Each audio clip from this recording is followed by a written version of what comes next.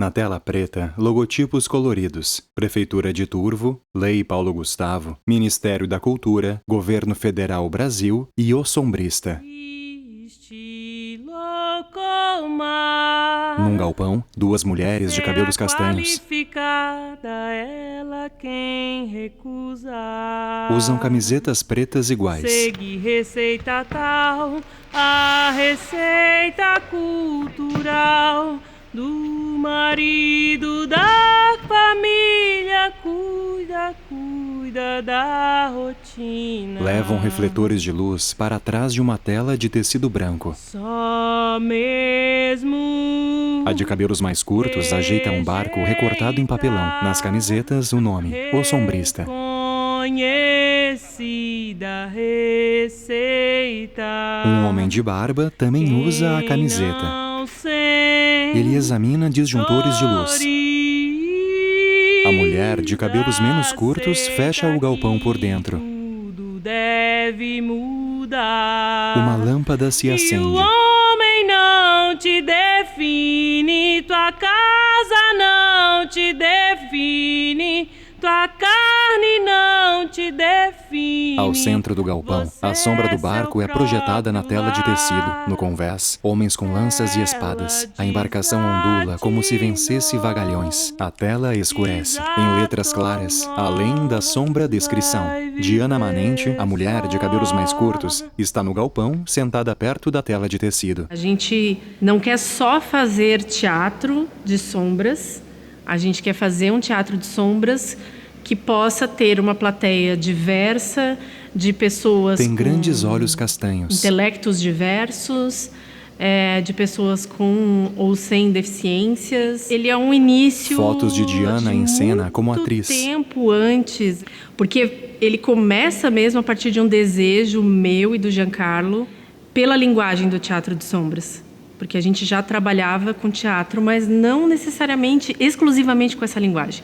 Mas num determinado espetáculo, tive contato com a linguagem do teatro de sombras e foi aonde Fotos de Diana como atriz sombrista. Diferente. E a gente começou a brincar com isso no ambiente escolar. Giancarlo Foi muito Carlomanho. surpreendente, assim, o resultado, tanto comportamental dessas crianças, quanto com a capacidade que a gente foi entendendo de crianças que, de certa forma, Ele é o nunca homem de tinham tido barba. contato com teatro de sombras e, ao mesmo tempo, eram extremamente talentosas. E aí surgiu essa ideia da Diana de montar um espetáculo através do teatro de sombras. E eu lembro de ligar o refletor. No galpão, Diana fecha os olhos, emocionada, como se revivesse o momento narrado. E foi muito incrível aquele momento, eu não esqueci também mais. Abre os olhos umedecidos. Porque a maioria das coisas que eu fiz naquele dia, naquele primeiro dia, que ficaram na performance.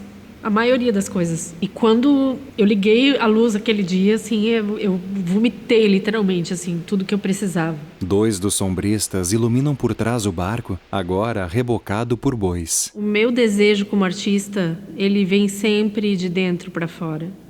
E sempre tem a ver com algo que Diana gesticula, batendo as mãos. tá me incomodando. Aquilo tá me incomodando. Impresso em papel, Aquilo o tá me rosto de incomodando. Anita Garibaldi. Essa ideia da Anita de trabalhar a figura da Anita Garibaldi é muito antiga na minha vida, assim. Mas eu quis trabalhar com a Anita porque eu me identifiquei muito com ela. Nessa figura de mulher sempre forte. Textos a respeito de mulher Anita. guerreira, de estar com os filhos nos braços e estar fazendo a vida acontecer, e estar fazendo as coisas e desbravar. Fotos de sombras eu não queria projetadas na falar tela. necessariamente dos feitos heróicos, mas quando eu vi a vida dela e todo o sofrimento que foi imposto, ela sofreu muito, né? Eu percebi que, na verdade, eu queria falar da vulnerabilidade dela. Então foi aí que eu me encontrei. Eu precisei falar um pouco da minha vulnerabilidade através da história da Anita. Poliana Eu Pérez. conhecia a Anita Garibaldi da escola. Está no galpão. A mulher do Garibaldi, que tinha ido com ele pra guerra. É a sombrista que fechou as Deu portas. fim. E aí, quando a Diana me falou dessa pesquisa dela, né, de muitos anos da Anita, dessa vontade de falar sobre essa mulher, eu tive acesso a uma Anita que se aproxima muito mais de quem eu sou do que daquela heroína da escola que é vendida para nós, né? De uma mulher Numa sala, que ela e Diana era trabalham. muito à frente do seu tempo. Ela era uma mulher que ela não se curvava às leis que queriam diminuir quem ela era enquanto mulher. Então ela sofreu, ela casou muito jovem, era uma criança, ela teve filhos, ela era uma mulher forte, mas ao mesmo tempo ela era uma mulher frágil. Quando a gente faz o paralelo de algumas coisas que ela Os três sombristas viveu, num palco. e das coisas que eu vivo, que eu sei que a Diana vive, que eu sei que a minha mãe viveu. Quando a gente faz esses paralelos, Foto da equipe. a gente vê muita semelhança. Que muita coisa evoluiu, mas muita coisa tá igualzinho e a gente tem que mudar. E a obra de arte tá aí para isso. Tá aí, a arte tá para escancarar essa diferença e para mostrar o caminho que a gente tem que seguir. Diana. Cada sessão que a gente apresentou, para mim o que ficou mais marcado foi após a sessão, os abraços das mulheres, entende? Olhar firme. Elas não precisavam me falar. Nega com a cabeça. Mas o que eu senti foi... Simula um abraço. Eu também já passei por isso. A tela escurece por instantes. Palavras e frases impressas em papel. Generosidade, mulher selvagem, histórias, guepardo, ambas têm de existir. A desvalorização do trabalho feminino. Sentados ao ar livre, numa sequência de cenas, Diana, depois Poliana e em seguida Giancarlo nos encaram com firmeza. Na sala de trabalho, há uma mesa com um notebook e material de leitura. Poliana folheia um livro. Diana segura outro volume aberto assinalado com marca-texto. Criação do mito.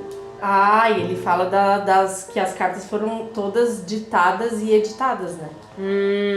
Nenhuma carta foi escrita por ela. Porque ela não sabia escrever, não né? sabia escrever. 3 biógrafos de Garibaldi, Dwight, Dumas e Brandt, não apenas traduziram, mas reelaboraram e embelezaram o texto. Está mais para a exaltação da mulher amada. Que coragem estupenda e que sorte inaudita fez com que por 40 viagens ida e volta Anita desfilasse incólume ante os canhões do inimigo. Caiu prisioneira no confronto de Farroupilhas com imperiais. Garibaldi foge a cavalo sem tentar. Sagaz, Poliana sorri. Ela tá na sua total fragilidade, de tipo assim, física mesmo, né? De cansaço, de esgotamento. Mas eu também acho Diana, que assim, com olhar resoluto. uma mulher recém-parida com um filho recém-nascido faz o que for preciso para salvar a vida do filho. Porque ao mesmo tempo que ela tá ali esgualepada, nenhum exército tira o filho do colo dos braços de uma mãe, né? Eu acho que é a sombra que faz isso No galpão. com a gente, assim, de ser algo mais instintivo, algo mais primitivo, vai mexendo nos âmagos dos seres e aí faz transbordar essa forma de... Foto de sombristas em cena. De sentir.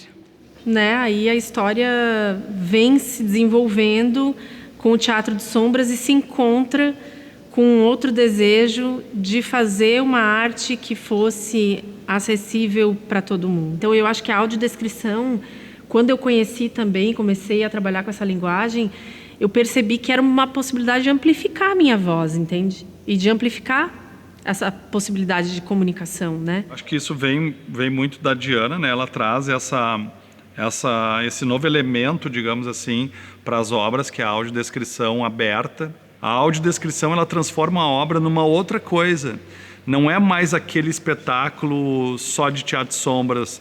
Ele é um outro espetáculo. Quando a audiodescrição ela se funde, ela se cruza, ela atravessa esse universo do teatro de sombras. Gesticula. Ela transforma numa outra obra. Então a gente começa a descobrir outras potências da sombra-descrição.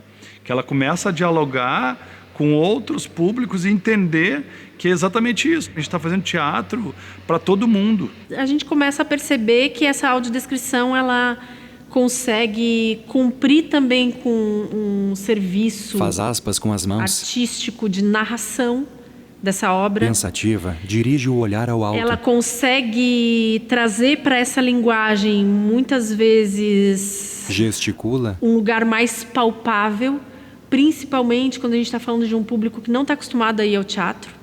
Algumas imagens que o Teatro de Sombras sugere, que ficam em aberto, a audiodescrição, ela vem e ela consegue fechar essa lacuna, ela consegue trazer esse público que muitas vezes sai de um espetáculo, não gostei porque não entendi. Né? Isso poderia acontecer com a nossa obra também.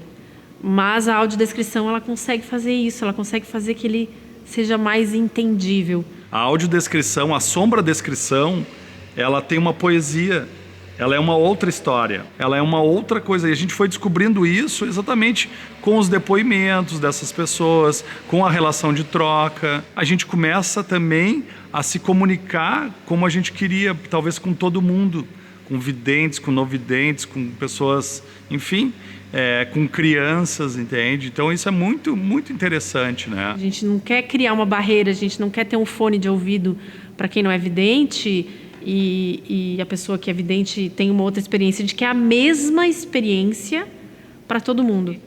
Tanto as pessoas que têm TDAH, síndromes, elas são beneficiadas com a audiodescrição aberta, da maneira como a gente tem se proposto a fazer na sombra-descrição, quanto as pessoas que normalmente não vão ao teatro. Essas pessoas também conseguem se beneficiar com a audiodescrição.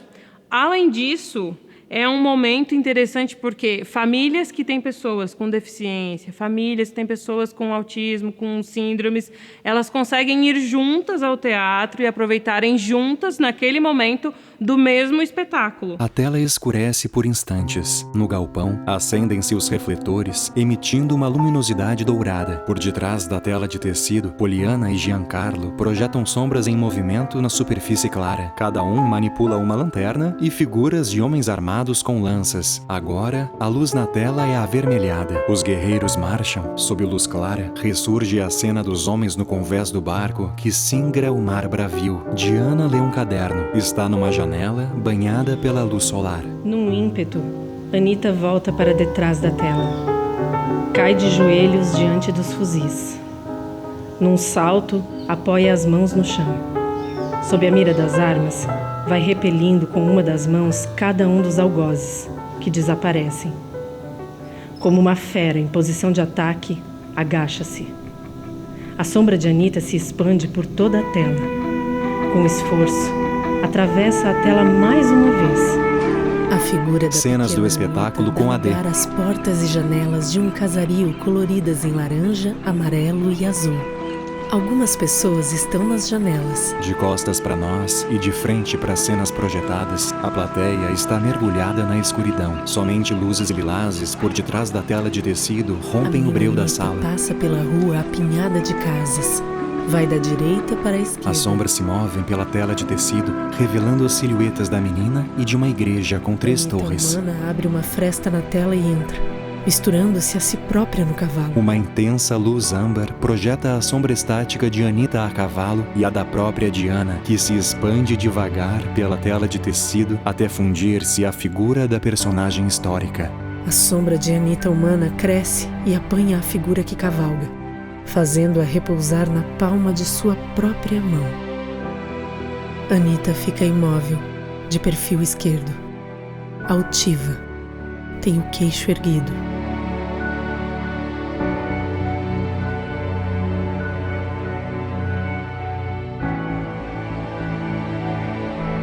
Aos poucos, a luz âmbar vai se dissolvendo até a completa escuridão. Na tela preta, créditos brancos. Diana Manente, Giancarlo Carlomanho e Poliana Pérez.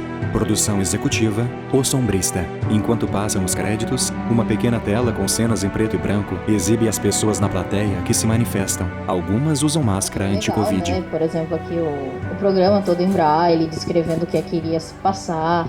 Assim como o próprio Teatro das Sombras também, todo com a audiodescrição. Achei a coisa mais linda do mundo. Adorei. Ficou muito bonito Uma mesmo. intérprete de Libras traduz esta fala. Eu tenho TDAH, então pra mim foi muito melhor ter assistido ouvindo a audiodescrição, porque eu tenho certeza que eu ia começar a olhar pros lados porque tá escuro, ia olhar pra cá, pra lá, então eu não ia prestar atenção totalmente no que estava acontecendo. E a audiodescrição me ajudou bastante. É muito mais do que o cego baixa visão. Hoje eu acredito que se eu trouxesse meu filho aqui, por exemplo, meu filho é autista, ele não iria olhar pra nada, mas ele ia escutar tudo. Eu me senti muito bem, me senti incluída. É uma sensação assim muito boa, porque eu não nasci cega, né? Eu perdi a visão em 2012, nunca mais fui num teatro. Quando você vê esses projetos assim, que você fala, eu posso continuar, eu vou naquele lugar e eu não vou me sentir um peixe fora d'água, eu não vou me sentir a esquisita do lugar, sabe? E o que a gente quer é se sentir normal, é se sentir incluída, é poder estar nos lugares aonde você também vai, que nem aqui, eu vim num teatro onde várias pessoas aqui videntes estão vendo, mas eu também estou aqui e eu tô me sentindo super à vontade, incluída, sabendo também o que tá acontecendo, me sentindo bem. Poder estar aqui, conseguir entender o que todo mundo tá vendo, é um sentimento inexplicável. Direção de fotografia e finalização de imagem, Pedro Kleiser. Montagem, Guilherme Novelo. Produção de acessibilidade, OVNI Acessibilidade Universal. Obra utilizada, As Sombras de Anitta, O Sombrista, por Diana Manente, Giancarlo Carlomanho e Poliana Pérez. Logotipos coloridos, CTG Vale da Amizade. Gráfica Turvense, Um Sonho de Empresa Produtora e OVNI Acessibilidade Universal. Logotipos coloridos, O Sombrista, Prefeitura de Turvo, Lei Paulo Gustavo, Ministério da Cultura e Governo Federal Brasil, União e Reconstrução.